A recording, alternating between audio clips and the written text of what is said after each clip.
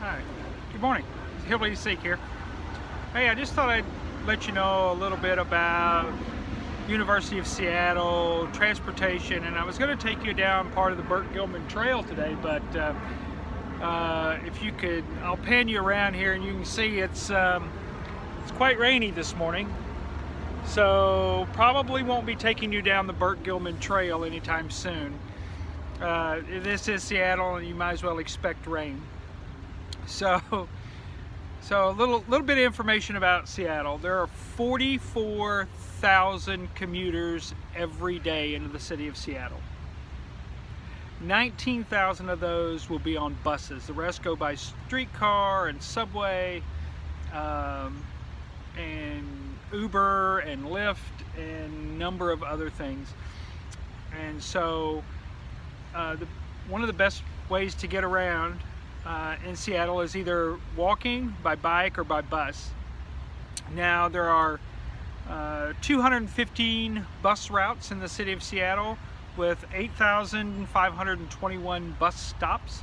So that gives you plenty of options. It can take you down to Tacoma, it will take you to Olympia, and all around the city and all the outlying areas, including University of Washington, all the way down to the airport. And you can either take a bus to the airport, or you can take the light rail, the subway, the link, whatever you want to call it. They call it the link here. Now, the link is quite new here, and they're adding stations all the time. But you can go from the airport all the way to the university, no stops. Good morning. No stops for you to worry about. You get on one end and you go to the other end. Pretty much it. And so that's pretty much it. Now, there are ferries that run back and forth out to the other islands. Good morning. That run out to the islands, and so you shouldn't have any problem getting around to some of the out like West Seattle and places like that. And there are numerous hiking and walking and biking trails in and around the city of Seattle.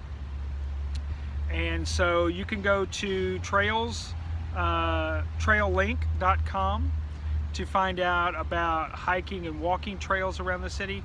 You can also go to seattle.gov and find out all about the biking trails around Seattle, the walking and hiking and biking trails around Seattle. And you can even download maps onto your phone, or you can request to have them send you a hard map, regular old paper map, which I prefer. And there are numerous guidebooks that you can get just about any bookshop within the city of Seattle and outlying areas just about Seattle, transportations, and the sights to see. So coming out here, they're building another rail line, or another station just north of this station, which is an ongoing process. And they just built one south of the Seattle airport called the Angel Lake Station. And so there are many opportunities to hit the trails and go out. Also, they're starting a pilot program where you can take a bus to a trailhead, and you can take that trailhead out, go camping for the weekend, and then take the bus back. Now, that's a pilot program, and I'm not really sure about all the details about this, but they're trying real hard to get that started. And if it works out really well, then they'll start running the whole system, or running that system throughout the entire week and not just on weekends. So if you're like me and you only have 2 days off during the week, you're going to be out of luck for a little while until they get that pilot program up and running, full-fledged. So that's about all I can say about Seattle right now. I'm kind of sitting here underneath a beautiful tree, and I'll show you. Sitting here beneath a beautiful tree and staying out of the weather, and I'll take you down the trail a little bit and show you University of Washington. Probably some of the best things about the University of Washington, and I'll show you the trail here.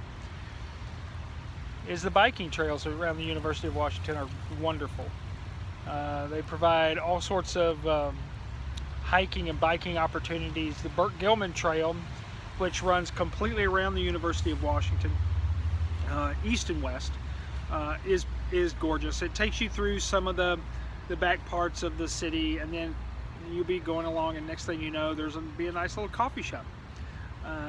Especially on the eastern portion, or I'm sorry, the western trail of the Burke-Gilman Trail, you'll go through a lot more urban areas. I wouldn't say really urban. This is not like, it's not like going through the Bronx or Brooklyn. But you'll find that there are a lot more industrialized and urban areas. And last year we were walking along, and next thing you know, there's just a little coffee kiosk right there, right next to the trail. So it was really wonderful. So I'm going to take you down the trail a little bit and show you University of Washington. And hi, good morning. And so I'm going to pick up my pack here because it's got my lunch in it. Don't want to forget my lunch. And take you down the trail a little bit. And it's going to be rainy, and I don't want to get my phone too wet.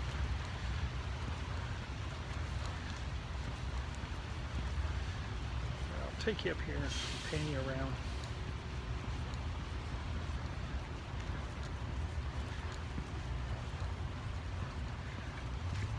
Oh, they just shut off the fountain. That's too bad, because the fountain was going. So that behind me is the University of Washington. Beautiful, beautiful. And I'll get behind me over here, and that is the direction toward the link rail. And it's just absolutely beautiful, beautiful campus, well maintained. And if you go to the university, or you want to come up this way, University District, there are restaurants and shops galore here. So that's about all I've got to say for today. Just remember, you are loved, no exceptions.